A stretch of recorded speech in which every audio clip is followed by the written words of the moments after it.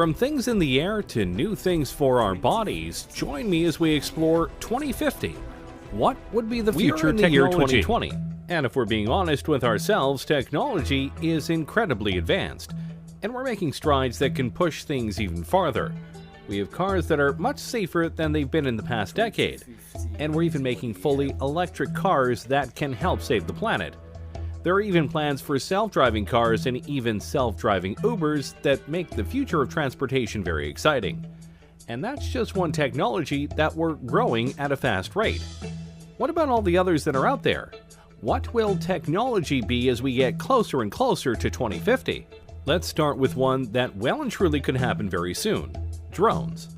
Wait a minute, drones are already here.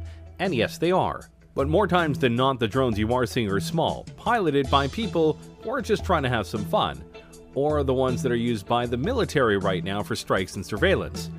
All very fun, but in the future, drones could be an integral part of our daily lives. You've likely seen shows and people talk about how in a few years drones could be the new delivery services. Anything from pizza to Amazon packages and more. And honestly, that's very probable. Drones right now can be incredibly sophisticated, and some TV shows actually use them for sweeping and aerial shots as they film. It's very cool, but to do deliveries, they'd have to be a little bit more programmed, as human error no doubt would be a very big buzzkill. Not that it's impossible right now, it's more of a question of numbers, logistics, costs, and making sure that the deliveries themselves are done in a methodical and careful manner. After all, it's bad enough when delivery people don't care enough about our packages and they just throw them onto the porch and potentially break stuff. The last thing we need is that to happen with drones.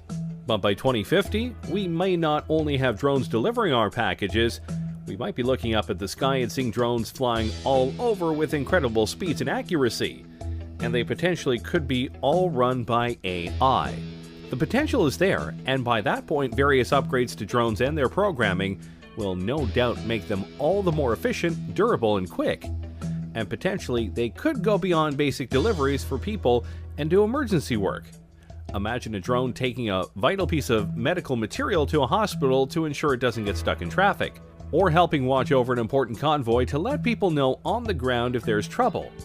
There are many ways that drones could affect our world. The only question is, will we let them by 2050? Let's keep going with transportation, shall we?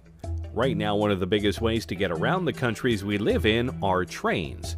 Trains ferry people and all sorts of cargo around in an efficient and reliable manner, which is why they've been in use for hundreds of years.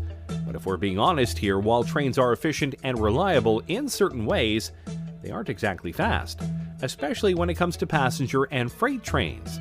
They can take a long time to get to their destination, and at times, it's more logical to take other modes of transportation, which is why companies are making special kinds of trains that can go much faster.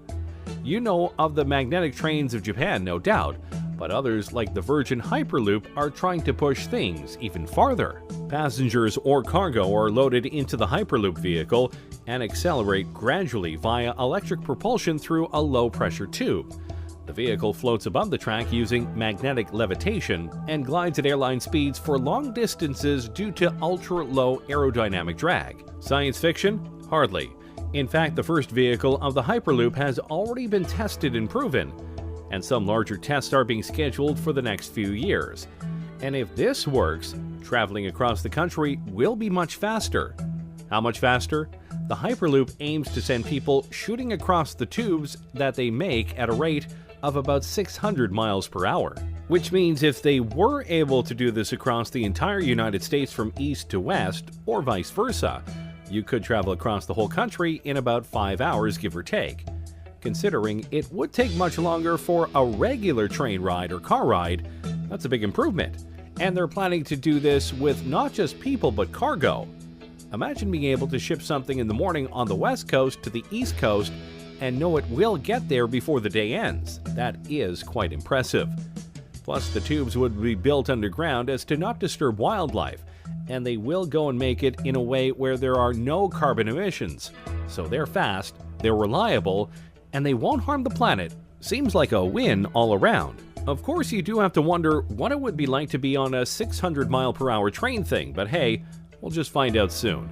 And by 2050, this could be one of the main modes of transportation. We've had some fun ones, but now let's go deeper down the rabbit hole and